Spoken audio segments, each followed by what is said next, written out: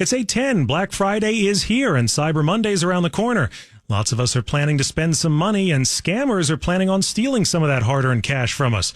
Joining us for more is Bryan Lewis, CEO of identity verification company Intellicheck, who's an expert on identity fraud and theft. So what kinds of scams should we be out on the lookout for right now, Bryan? They're going to be looking to get your information, and they're going to do it by pretending to be either companies you shop with or places you normally go to. They're going to say, here's an amazing deal. Click on this attachment for a coupon.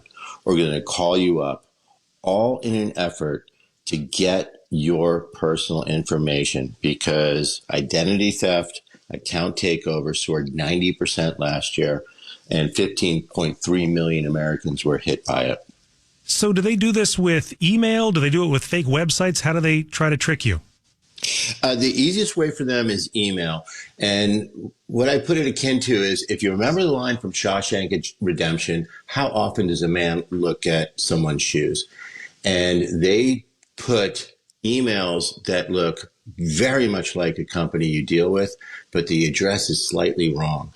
So you need to pay attention to that, because they might click, they're going to say, oh, we need to update your information, or we have a problem with your account. Please re-enter your info. And when you do that, they steal it, and now they have your identity. They have your email password. They have whatever it takes to now go in and rob you. And the amount's big. If you get hit by account takeover, it generally takes about 14 hours of your life and $515 to take it over.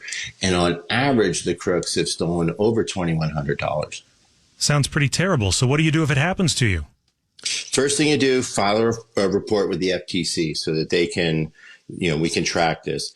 Make sure you call your local law enforcement so you can report the crime, and change your passwords. I say this to everybody I know. Change your password as often as your company generally makes you do. If you don't, you're going to get hit. And also, don't use the same passwords across anything that has any financial information in it. Right. So you touched on it earlier, but give us an idea of just how widespread this problem is of identity theft and fraud surrounding maybe Black Friday and Cyber Monday and online shopping in general. So online shopping shot up during the online shopping fraud shot up during the pandemic when everybody was home, and the criminals still need to make a living, so they went digital, and that has continued to this day. That digital online fraud is a growing vector for where it happens. And this time of year, fraud goes up because shopping goes up, so it makes it easy. But overall, fraud has gone up. Identity theft fraud has gone up 79%.